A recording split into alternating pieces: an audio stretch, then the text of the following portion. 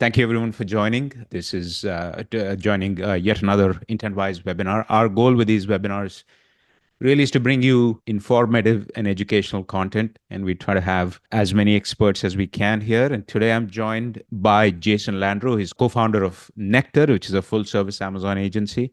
Jason, thank you for joining. Yeah, thank you for having me. Today's topic is brand stores.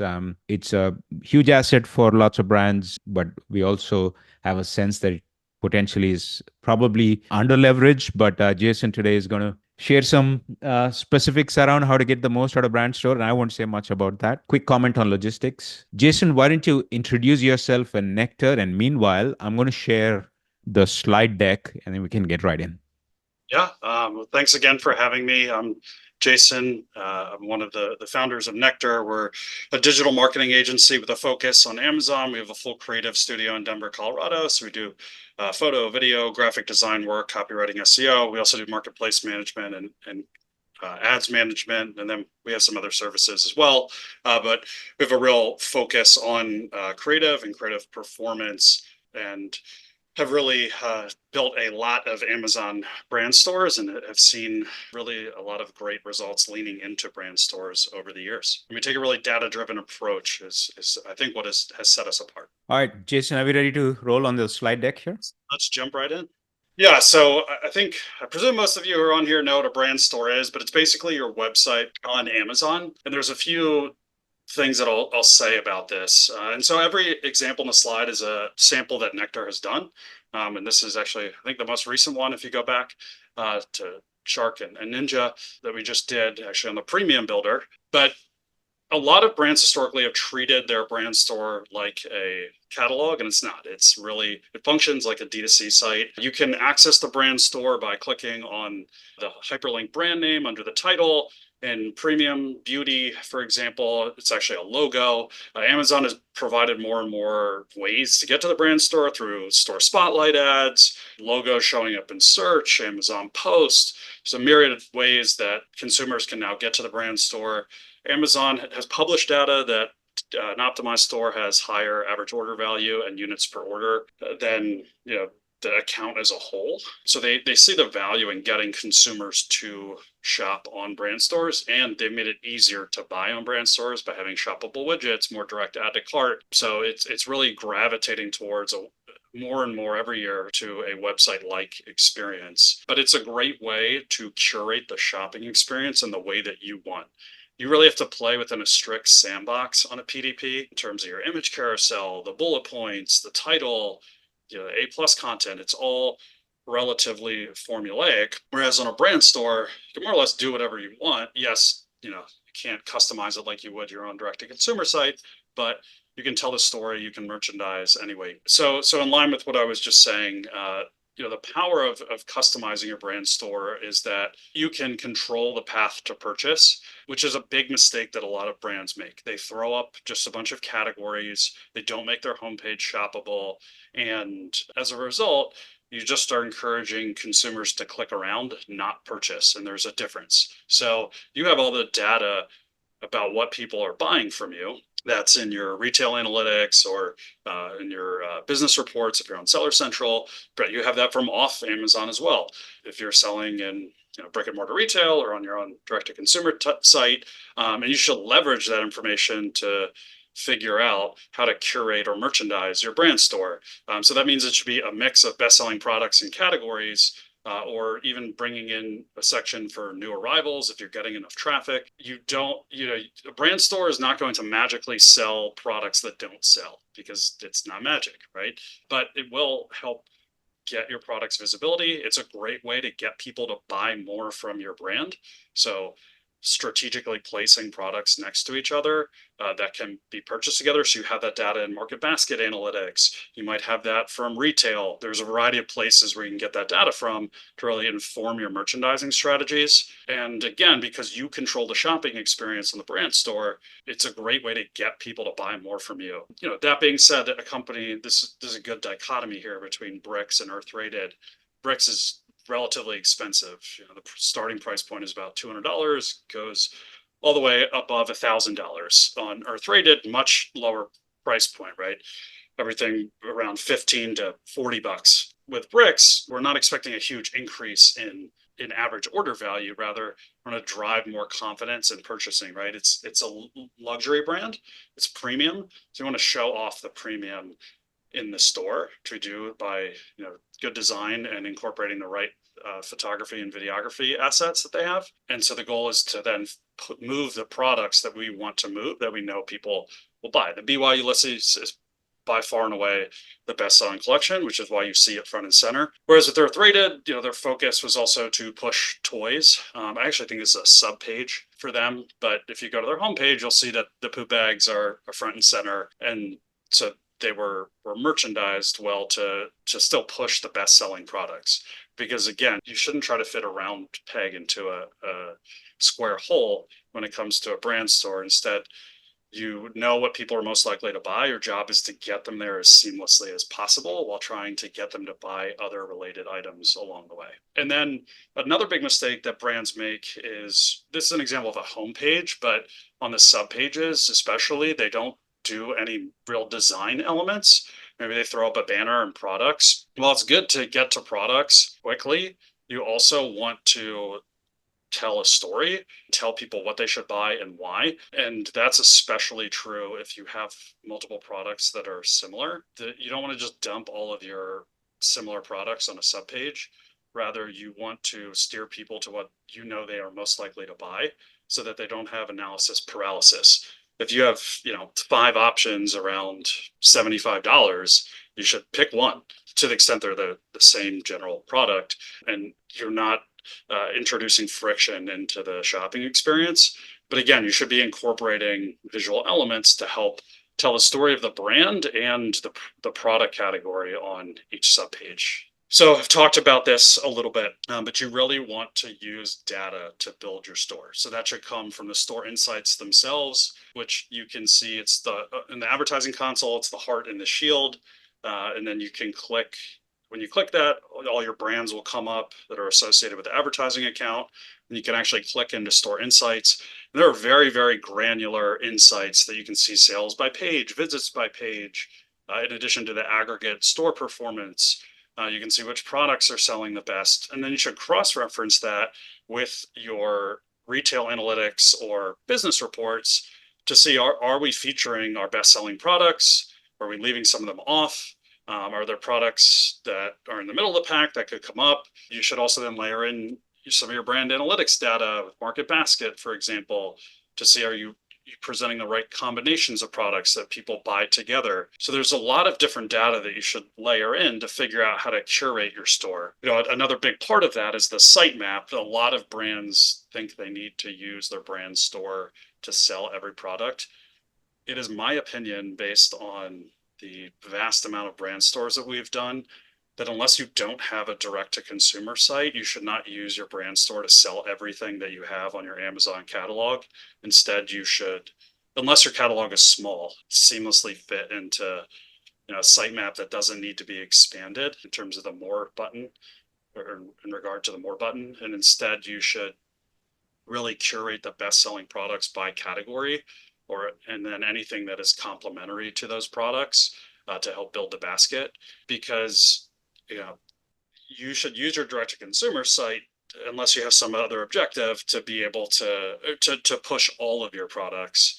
The goal at Amazon is really to increase revenue, new to brand customers. So it's a little bit of a chicken and the egg, which you need to. One of the first things we do is determine the sitemap, so then we can figure out which products to place on each page. But again, you don't need to display everything. And if you feel like you need to, because your direct to consumer site isn't optimized or it's not profitable, or you don't push it, and Amazon is that central place for you, what I would recommend is that you create a shop all subpage, and then have sub pages by product category, where you put all the products, so that it's in its own little section. Amazon has introduced a search feature into the store to make it easier for consumers to browse your store and find products. So it's a great option to help keep your store uncluttered. Another thing that we hit on in this slide is you really want to keep your you need to keep mobile in mind for your store. Amazon gives you the option to build for desktop and mobile. So you should make sure to build for both. More and more consumers are shopping on mobile, all the way from browsing to purchase. So it's really important that you also design for the mobile experience. The desktop is the default on the stores builder, but you want to make sure that you're building for mobile too. So when you think about driving traffic to your brand store, that also obviously corresponds with your sitemap. So you can see that a lot of these things are connected here, where your sitemap dictates your product curation and merchandising strategy, and it also relates to how you drive traffic. So you really need to create kind of this map and think about how everything is connected before you start building your store, which is what we do as part of our creative strategy process. So we take time to really understand the brand's objectives, analyze their data, work with them to develop that sitemap before we actually build any content whatsoever. And that takes us about 30 days typically to go through that. And the creative strategy process we do is much more. We dial it, basically build brand guidelines for e-commerce. So we're taking the brand's style guide, tone of voice guide, brand guidelines, and then adapting them for Amazon. So for example I always give is static text doesn't resize on mobile. So for Amazon, you need to lock in your minimum font size on your graphics. So we go down to that level, which you want to do in your planning. But then the other part of that is advertising. If you're driving traffic to your brand store, you may want to create custom pages. There's a lot of brands that see success doing top of funnel advertising and then moving people onto the brand store as part of the middle of the funnel, and building customized landing pages. So you want to think about how that fits into your strategy. But you can also, and then the other part of it is your sponsored brand strategy. The store spotlight ads, for example, are keyword based. So if someone's typing in a keyword, you have to show them 3 relevant pages, to surface a sponsored brand store spotlight ad. So that means for your higher volume products, you may need 3 to design an extra page or make a page fit into those relevant keywords, so that you can show 3 sub pages when you're running those store spotlight ads. So again, there's a lot of different considerations that you want to essentially weigh as you're building your sitemap. And the other part of this is updating your store for tentpole events like the Prime Days or Prime Day and the Prime event, Black Friday, Cyber Monday, or Turkey 5, I guess as we call it now, as well as the holidays or any category specific holidays. If you're an environmental brand, maybe it's Earth Day, there's a National Pet Day, etc. Brand Stores has a scheduling feature, so you can schedule those pages in advance. I always say that you don't need to go over the top. You really just need to touch the homepage unless you're building a dedicated subpage for the event that you're driving traffic to. So that's updating the homepage with holiday, so to speak, or event like assets. You do have to be careful. You can't use certain Amazon assets, and you can't use certain promotional language. It's a great way to mirror confidence that consumers are looking for during the event. So on Prime Day, consumers are looking for discounts, right? So you want to make sure that you're featuring your deals and your promotions on your homepage, and you have a section that calls that out to let them know that these are the deals that you're featuring. As well as, another example would be the Christmas time is, if your products are very giftable and they're great Christmas gifts, adding some of those kind of the Christmas decor, so to speak, or design to your homepage can go a long way. Or holiday design, if that's Hanukkah, for example. You don't have to put in a lot of effort there to do that. It can be small little things where you're redesigning just a couple elements, which again you can schedule to start and end on a certain date, essentially. Some of the mistakes that I've already touched on is you really want to use data, and you should adhere to what the data is telling you. So I keep saying, don't try to fit a round peg into a square hole. Instead, you should be featuring your best selling products and focusing them and trying to get consumers to buy products along with it. I actually say, when we worked with Hero Cosmetics, I thought they came in with a great mindset, which was, hey, we know people are buying all of our hero products, pun intended. How do we get people to buy more related products? So a lot of the content that we built was simple but educational on the sub pages to get people to understand there are different use cases for the different types of products. And what we saw was that average order value and units per order increased after we optimized the store. That's the way to get people to buy more, not just throwing your middle of the pack products in the middle of your homepage. So that kind of handles 1 and 2. Don't treat the store like a catalog. Every single time we've taken a catalog like store and made it into a D2C like experience, it has performed better without fail every single time. And that's because consumers are looking to buy products. They're not looking to browse. And when you build a catalog, that's to be browsed, right? You send out a wholesale catalog to your wholesale customers because they want to browse. Yes, they're buying, but the way they buy is different. It's not as transactional. It's not based on instant gratification. They're actually buying based on what their customers buy, and they'll probably buy some related products or products that you're bullish on. But again, even the sales process is often different, where you have sales reps that are reaching out to them, educating them, which you don't have on Amazon with the brand store, which is why it's much more inherently very like a D2C site. And which is why treating it like a D2C site in terms of how you build it is the best way to approach that. You should update the store regularly. It is a function of how much traffic you're getting. In line with that, Amazon has such high domain authority that if you optimize your store, it should show up in the first or second organic result for, if someone types in your brand name and then the word Amazon before or after it, your brand store, if it's optimized, will almost always be the first or second organic result. So that can just get it a lot more traffic. Amazon has a quality score. So the higher the quality score, the more visibility it'll give your store. But also you want to make sure that you're updating it and that it's not stale. But the more traffic you're getting, which you can see in Store Insights, the more effort you should put into it. We see that optimized stores should account for 10% of revenue. So if you take the revenue for a given time period that you're getting, we usually like to look at least a 6-month period, if not a year, and then compare that to the account as a whole.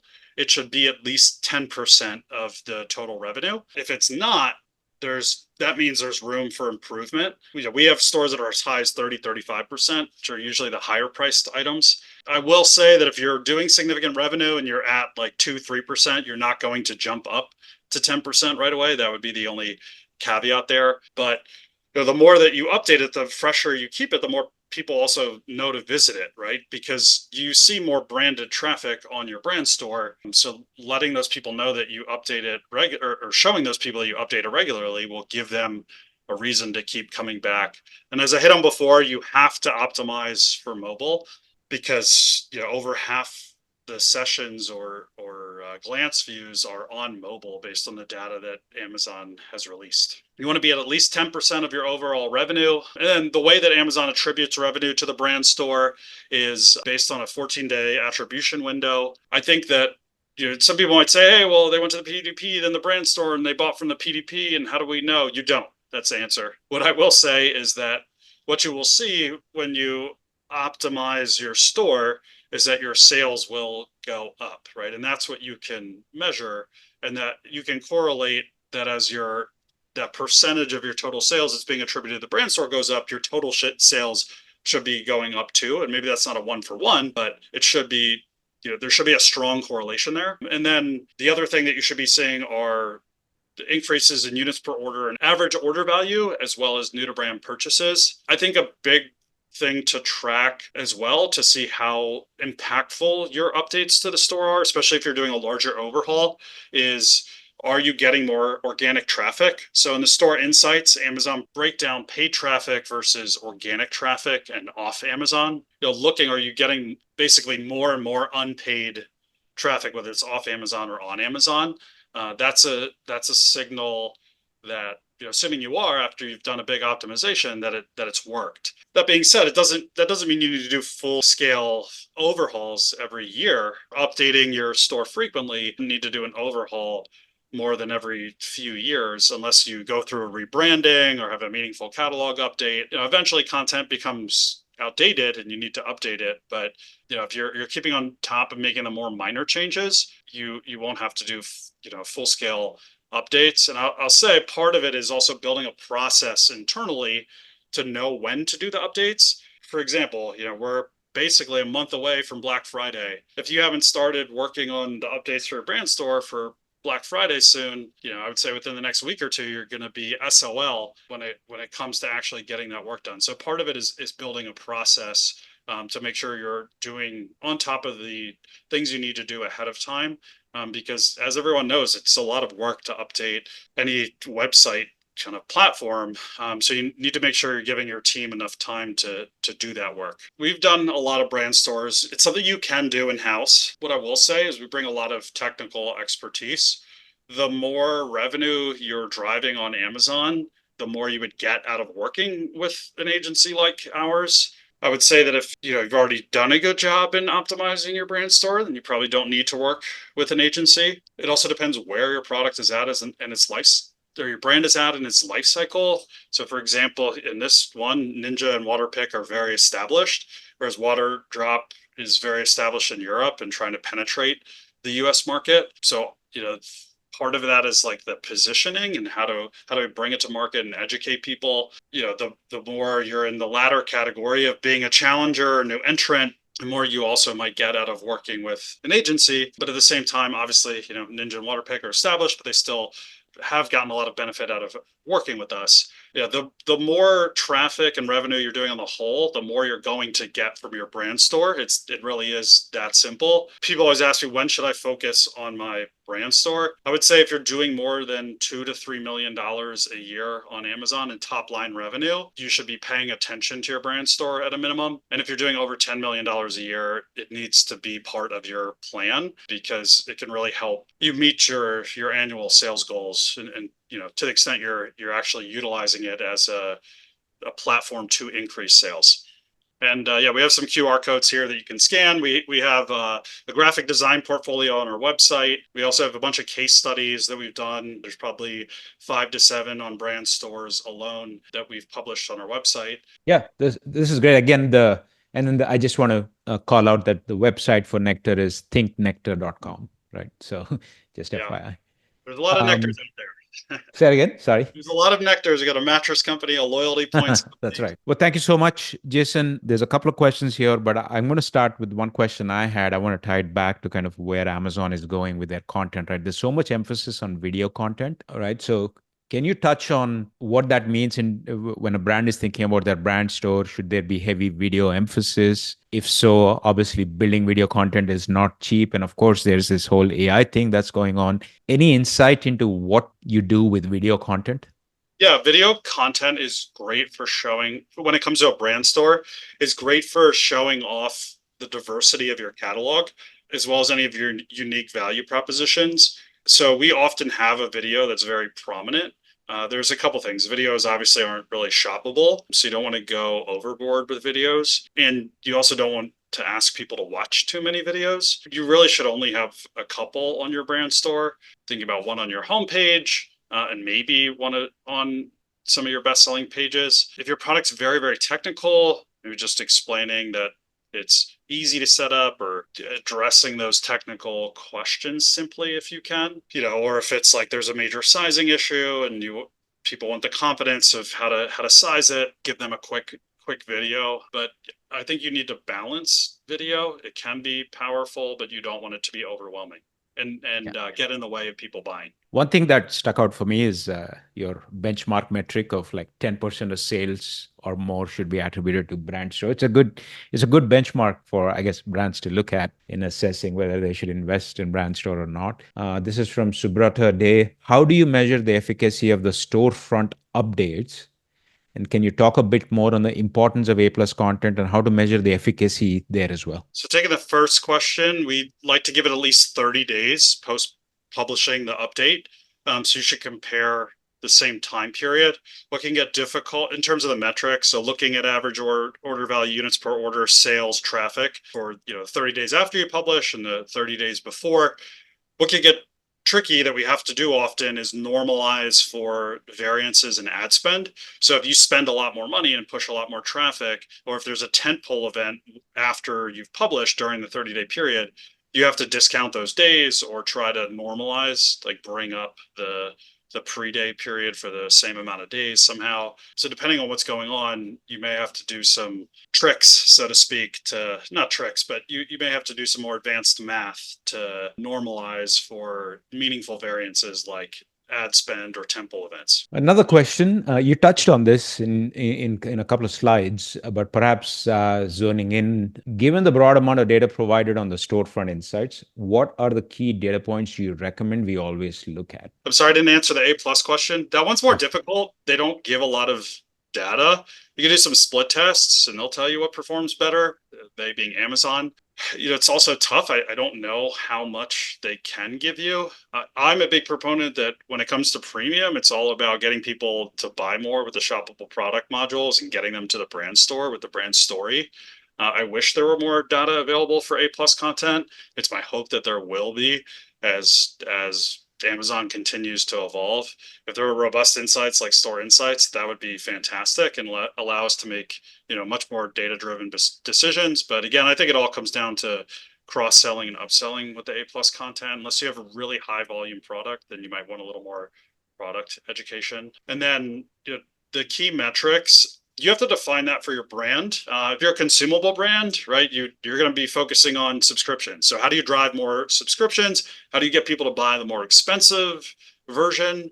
Whereas if you're Shark or Ninja, you're not expecting people to hit subscribe and save, right? So it's how do you get them to buy the more premium version or buy more products together? If you're a cookware brand like Gotham Steel, how do you get a consumer to buy a set instead of a single pan? So it depends on what your objectives are, right? Because they might skew more towards just driving up the average order value as opposed to the units per order. But I would say in general, being brand agnostic, we do want to see that revenue is going up, that the average order value is going up, and that the units per order average is going up. But again, depending on your category, like for consumables, we're always focusing on subscription. Like that's the holy grail. So how do we drive more of those? Yeah, it really does depend on your product category. Can you discuss some specific design methods for creating a D2C site versus falling into the pitfall of catalog design? I think it's easier to explain what's wrong with catalog design. So when you go into a brand store and you see a bunch of categories, that is encouraging a shopper to just click around and browse. And in reality, you have all this data. Hey, we have 100 products, 10 of them generate most of our revenue. And out of those 10, there's only 5 unique products. So instead of putting a bunch of, let's say in general, you have out of those 100 products, you have 15 categories. Instead of putting those 15 categories on the homepage, and maybe let's say 2 or 3 are the best-selling categories, you should put those 5 unique products in those 3 best-selling categories on your homepage, because that's where people are going to buy from. And then from there, the secondary objective is to get people to buy more of the products that are related to those 3 categories and the 5 best-selling products, so that you can get them to buy more at one time. And maybe that's also featuring some new products to help get them momentum.